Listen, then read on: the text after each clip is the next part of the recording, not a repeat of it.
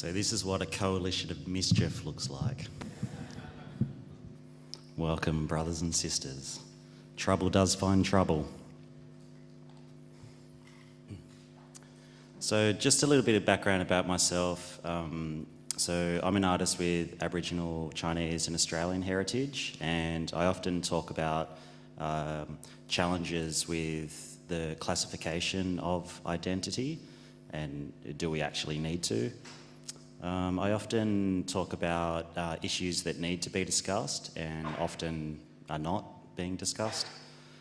And another passion of mine is actually to rewrite history, and what I mean by that is often the history of minority groups are often written out of history. So, I feel it's my responsibility to help inform and re-educate. So that's a bit of background about my work. And so I'll just launch straight into it. So this work here is called Fossil Fools, and it's based on a pile of middens, which are Aboriginal artefacts often found around the coast and are often dug up for rich people's waterfront property.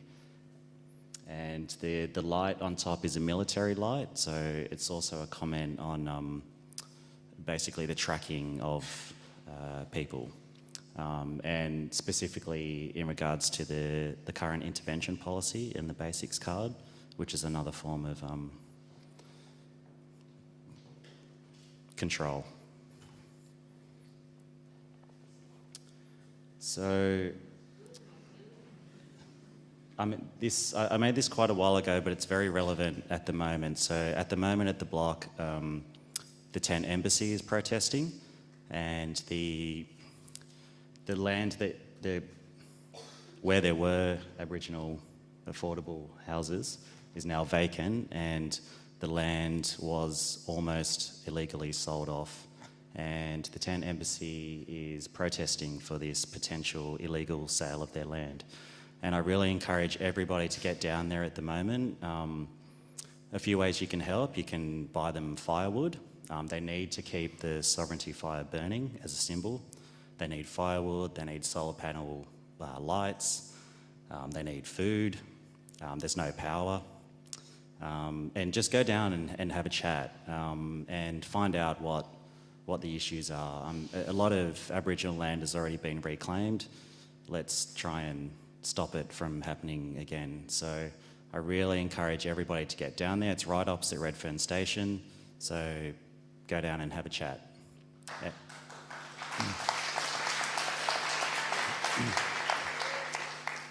This is in response to the Northern Territory intervention policy, and effectively it demonises all Aboriginal men as rapists, pedophiles, drunks, drug addicts. And again, it's this demonisation process is allowing these international crimes to exist. And they are international crimes under the United Nations. The Racial Discrimination Act has been amended. Why would you do that? To commit racist acts. So, again, write to your local politician. It's just not good enough. It's a human rights crime, and we all have a responsibility as humans to just say this is just not acceptable. Aboriginal people are living in less than third world conditions in one of the richest countries per capita, so please speak up about it.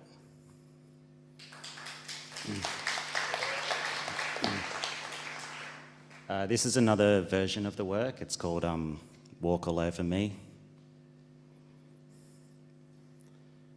Again, about the current intervention policy. So if you don't know much about it, just search it. So this work was inspired by a story from an Aboriginal grandmother.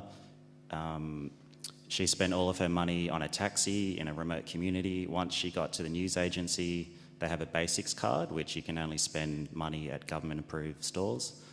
And she wanted to buy a newspaper to find out what was going on in the world. And she wanted to buy exercise books for her granddaughter for her first day of school.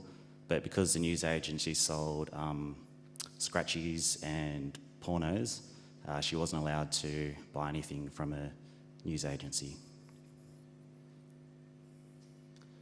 And that's just a detail. This is part of the work, but I was just having a bit of fun here. What would happen if the media wasn't owned by mining companies and actually told the truth? So these are my headlines.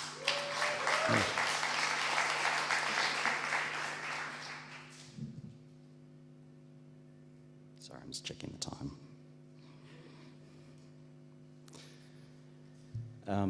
So this work is based on the Native Institute, and this was the first, this is in Blacktown, was called Blackstown, and basically that was where Aboriginal people were pushed out. That was the fringe, that was the boundary. Very similar circumstances to now. There's a unofficial relocation program for public housing, Millers Point, Redfern, same old story.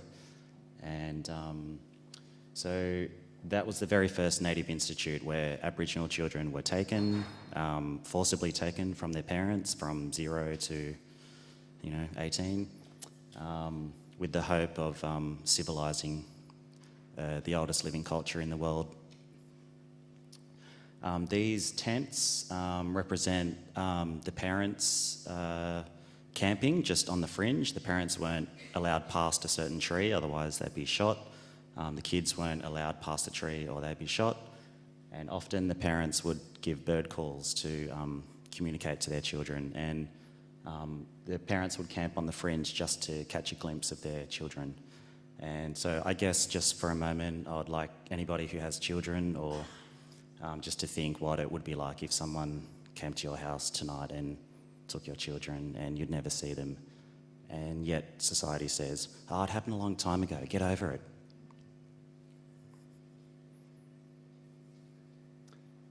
So it says all the desert weeps, just the ripple effect. So there's a stereotype with Aboriginal people that they're all drug addicts. But I just want to remind people that there was no such thing as substance abuse until 1788. And tobacco was a form of population control.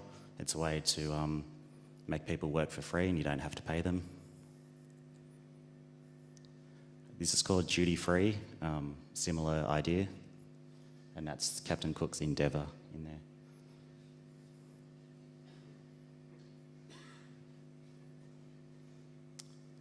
Rainbow dreaming, it's about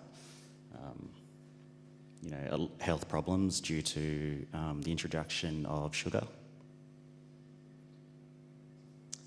This work's called They Made Their Bed, Let Them Lie in It, and it relies on the audience's own prejudice to decide who I'm talking about. This work was to inform the local government about the problem of chroming, inhaling spray paint, and just to raise awareness for the government to provide more services once they knew it was a problem. This is called white bread. It's a symbol for arsenic, and I'm a Biripi man, and 99% of our mob was wiped out from farmers mixing arsenic into damper, and they'd leave the damper out, and it was a very painful death. So most of my family were completely killed by arsenic. And it's also a comment on the chemicals and toxins in our food today, slowly killing us. That's breadcrumb. Again, population control through substances, murder backwards. Okay, so I just wanted to end on this work. I won the New South Wales Parliament Prize, and so this is a bust of Captain Cook, and I called it Australia Was Stolen by Armed Robbery. And everyone was like, oh, it's so controversial. I was like, well, actually, it's just the truth.